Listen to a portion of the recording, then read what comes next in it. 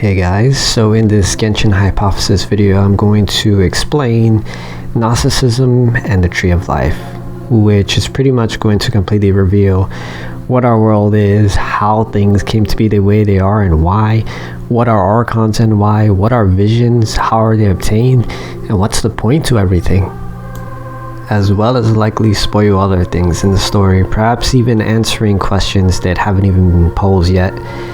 This might be my most important Genshin video that I could ever possibly make, so you might want to see this one through to the end if you want to truly understand Genshin. Just a really quick note here, in the description I'm going to put a link to skip over Gnosticism and archons if some people don't care about that, and the link is going to go directly into what visions are, how they obtain, and the Tree of Life, which is all tied together. Alright, now with that stuff out of the way, let's just get right into it.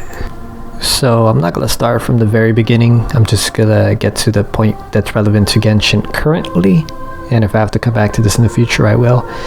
So from now on, speaking as if my hypothesis is correct. In the beginning of our world, there was a god who found himself alone, and he was powerful, but he was kind of lonely, so he created more of himself. Let's say shadows or shades, but in truth they were more like clones of himself, you know, so he wouldn't be so lonely, I suppose. And then they helped him build and shape the world, and you know, people and creatures and stuff like that eventually, but for now he's just creating the world. However, there's a problem with this. You see, even though he is the primordial one to this world, he is not the first, you know, omnipotent being. There's things before him, more powerful things than him, and his power was given to him by a mistake. His life itself was actually a mistake. He's not aware of any of this though. He thinks he's the only one. He thinks he's God. He thinks he's the primordial one, but he's not. He's the demiurge.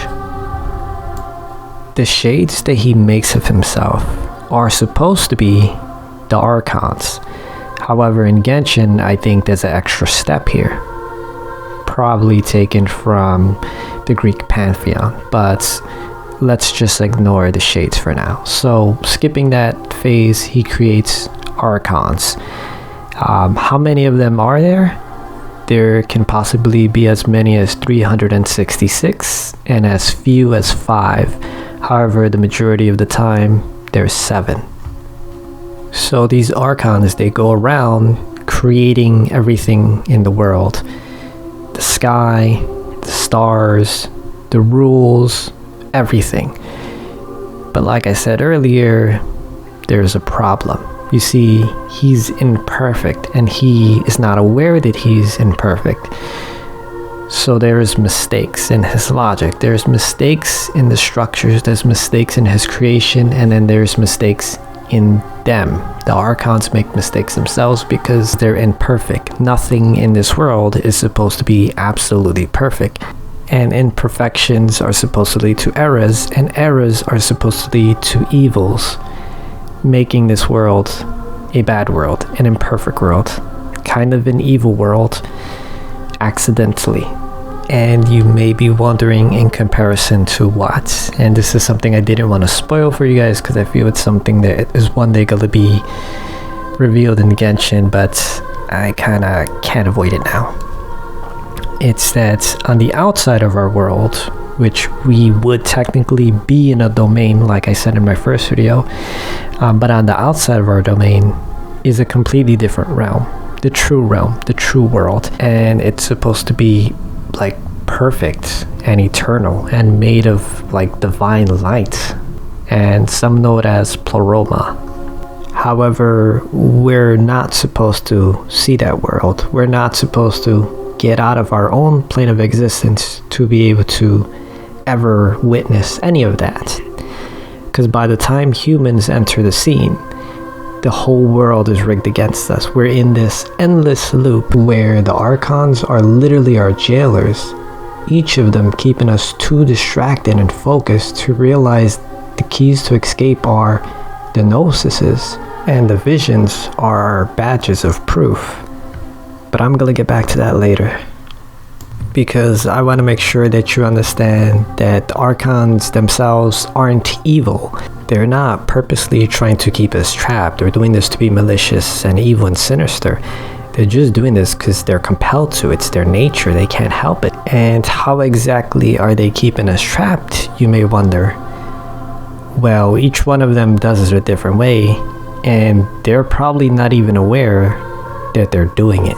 So what they do is they accidentally, at least in Genshin's version from my point of view, is keep everyone so fixated on their egotistical desires that people don't notice the path. The people are so fixated on these illusions that they don't see. Hence, if they learn to see past each of these illusions, they will gain access to each vision. So how exactly does one see past these illusions to gain vision? It's the gnosis. So then what exactly is a gnosis? A gnosis is like spiritual enlightenment, and it's not something that you can steal and put in your pocket or something that someone can explain to you. That's why your sibling once upon a time said you'll figure it out yourself. Said something like you'll see one day, you'll learn the truth of this world one day, rather than just telling us the truth, because your sibling can't. They can't put the wisdom in you. They can't put the enlightenment in you. You have to gather it yourself. Why? Because to escape this physical reality, you have to be enlightened. You have to ascend to the next plane of existence. You can't do that unless you reach enlightenment. And you can't reach enlightenment by being told all the right answers. It's something you have to figure out by yourself. However, this is being countered by the archons themselves, and perhaps they're not even aware that they're doing this, but they are. This is kind of blurring together with the next section. I'm just going to make one more point here and then we'll move on to that one though. It's that one of the main points of Gnosticism is to be able to see past illusions with enlightenment. Alright, so from this point on, this is basically the Tree of Life section / visions. And I'm pretty much like 99% sure that this hypothesis is correct. Perhaps not in the order I'm gonna place the visions. Why is it only 99%? It's because I always leave room for an unknown variable. Okay, so this is what I slapped together real fast to make this video. This is the Tree of Life, and it will explain the visions completely to you, as well as spoil a few things in the story, most likely. You might want to sit back, as this may take a while, or save this video for later or something, but trust me, you're gonna want this insight unless you don't like spoilers. If so, you might want to run now. So we're trapped till we gain gnosis. Gnosis is spiritual enlightenment. Chakras, or the Tree of Life, is a map to unlocking and obtaining this enlightenment, this gnosis. Each of these spheres, though they may seem like the archon's physical domains, is however more like each one of theirs power source, which anyone can tap into, but they're locked by the archon's egotistical desires. And if one can see past that archon's illusion, then a vision is obtained. Or each Sephiroth must be illuminated by correcting an imbalance, if you want to see it that way. But all of the illusions must be shattered, seen past, or corrected though. All of the visions must be obtained. Each sphere or vision is a whole world of ideas and meanings itself. However, I'm gonna keep it simple here.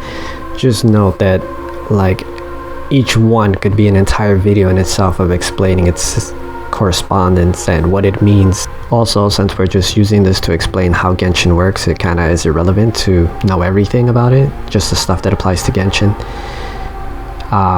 And all you really need to know is that these are like cells, and it takes spiritual enlightenment and willpower to overcome each one. And to what end? To reach completion, divinity, the God realization, complete enlightenment. One more drop of context here before I break all this down is that visions are pure primordial energy that crystallize as they enter our plane of existence upon hitting these points which I'm about to explain. Okay, so starting at the bottom, because this is the best way to explain it Genshin wise, is kingdom. That's what this one stands for. And it's basically our physical reality, our world or matter. It should look dark because it has all of the other visions in it. Sephiroth, by the way, means like an illuminated crystal. That's what it basically implies. So basically this point down here is implying that every single person in the world of Teyvat has the ability to move past and to gain a vision. However, you need to access a certain mentality. You have to hit a certain point of gnosis, of spiritual knowledge, of enlightenment before you can activate any particular vision. But before you can move past this point, you have to have sovereignty. You have to have self-governance. You have to know that things aren't only possible, but that they're actual. Combine that while coming to a realization, getting a drop of enlightenment is how you manifest a vision. As you're gonna quickly notice, most people in the world don't have a vision because they're each so busy following the ways of their archon that they fail to see the point of how to actually obtain a vision. Next, I feel that Anemo belongs here. This one is called Foundation, and it's about dreams and imagination.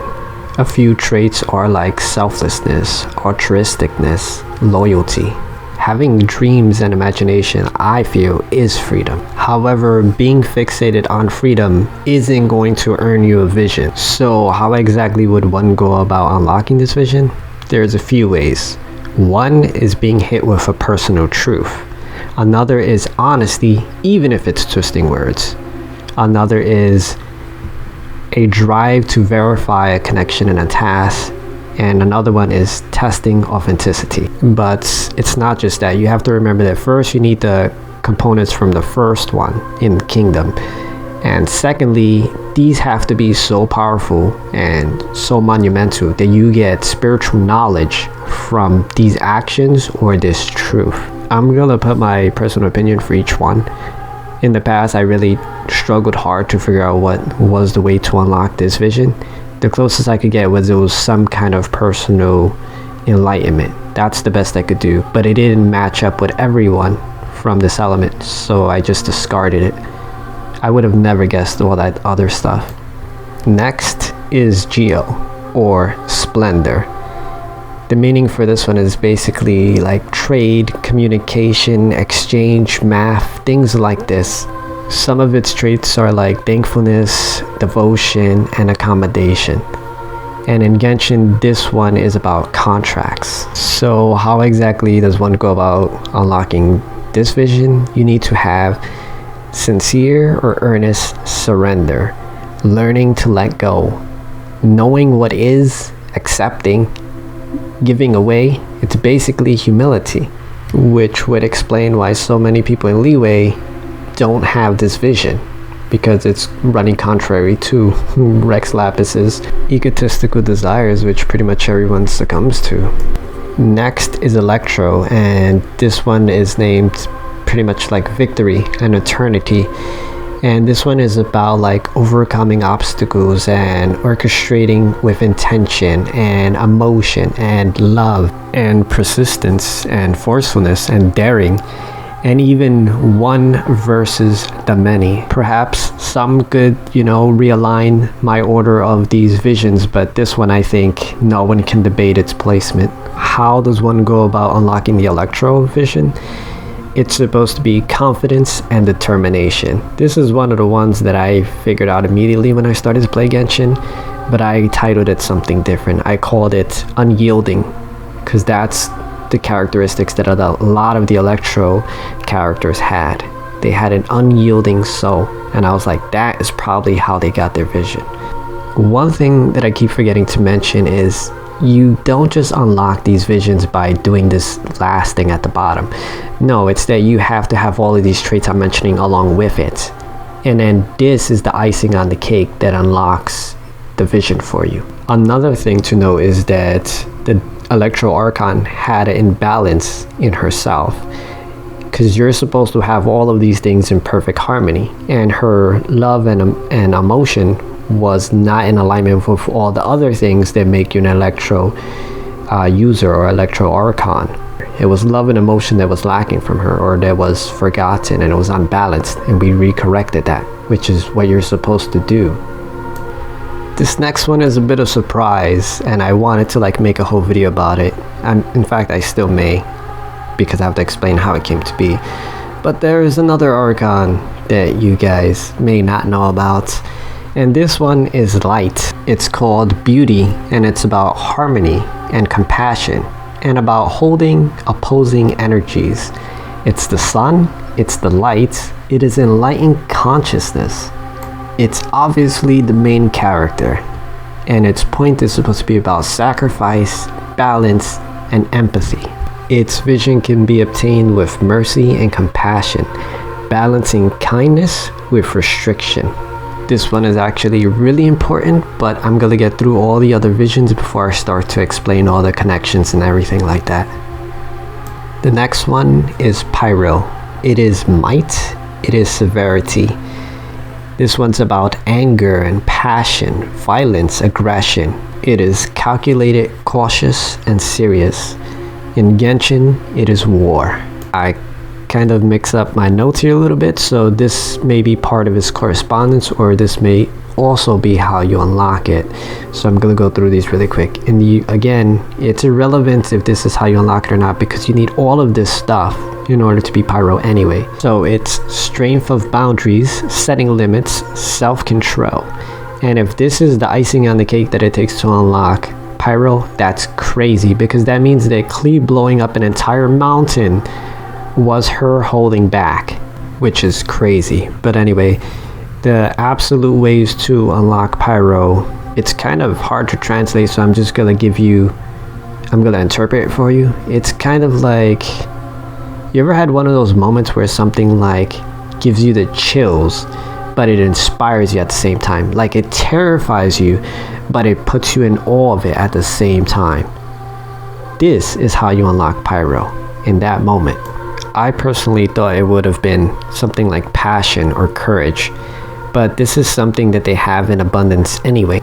Next one is Hydro, and I had a tough time deciding if this one should be Cryo or Hydro, and I'll explain why this one has to be Hydro later.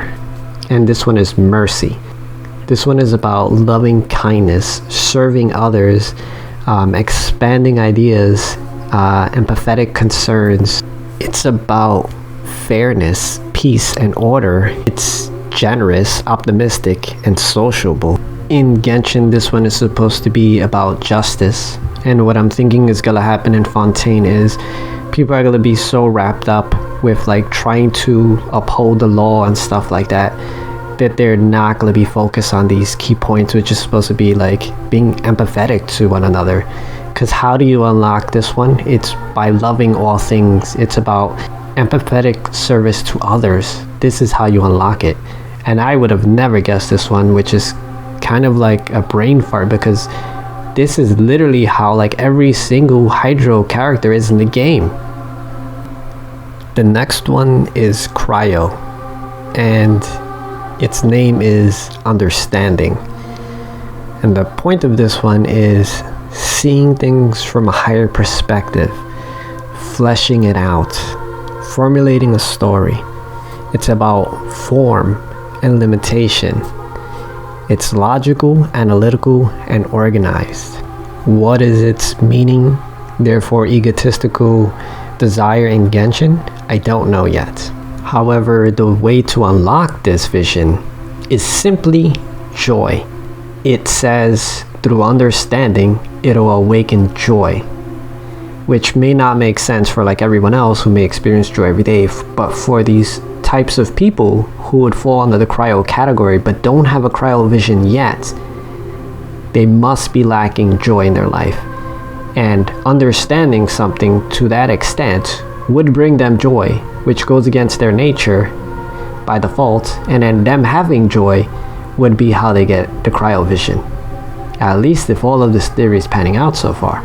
The next one is Dendro, which is also wisdom, and it stands for experience, the seed of an idea, insight, inspiration, intuition. This one is like the purest possible manifestation of energy, because this one is the first one in creation. This one is supposed to be creative, spiritual, and transcendent. In my first Genshin video, I went into detail about this one, explaining how none of the scholars who try to gain knowledge all day, none of them have actually acquired a Dendro vision, implying that intelligence or wisdom or knowledge is not the way to obtain this one. I had put forth that it was heart, which is close. The way to unlock this vision is supposed to be selflessness, self-nullification. This is how you would acquire the Dendro vision. So that's all of them, right? No, actually it's not. Because the whole point of this spiritual journey, this spiritual evolution, is supposed to be to reach this top point, the crown. The crown is supposed to be complete enlightenment. This one is infinite, unmanifested potential. This one will likely give you the ability to edit the world tree and therefore manipulate reality as we know it. You'll literally be able to bring forth things, to manifest things into reality, as you'll now have access to the realm of light, where everything that we know of in our reality literally first came from there as nothingness and then manifested into being into our world, theoretically anyway. Anyway, a weird thing to note here is, in the original language, this one is called Kether, which, if you change the K to an A, would be ether. Unlike the other ones, it's not so simple to unlock this one. In fact, obviously this is the hardest one to unlock. The key to unlocking it is faith, will, and delight. However, you also need all of the other visions to be unlocked.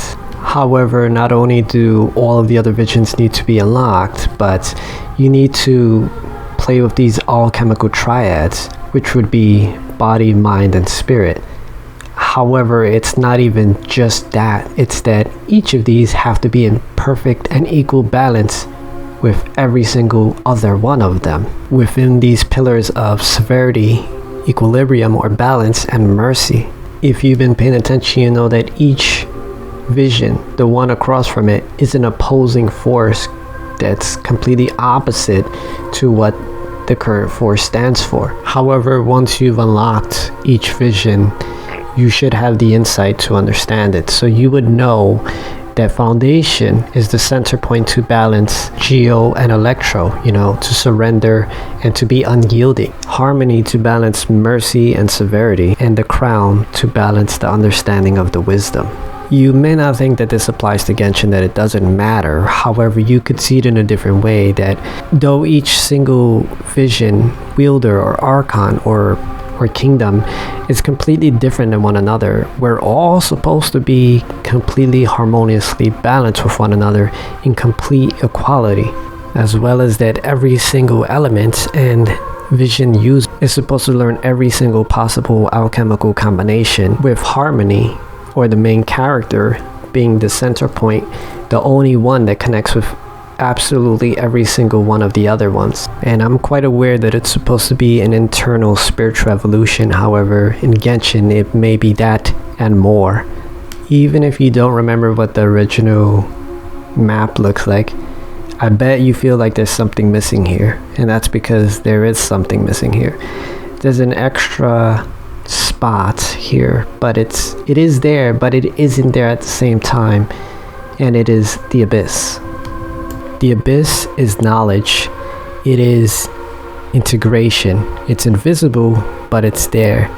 In there, you're supposed to go through great suffering or death, but you would come out with enlightenment. It's about principle, attentiveness, and being involved.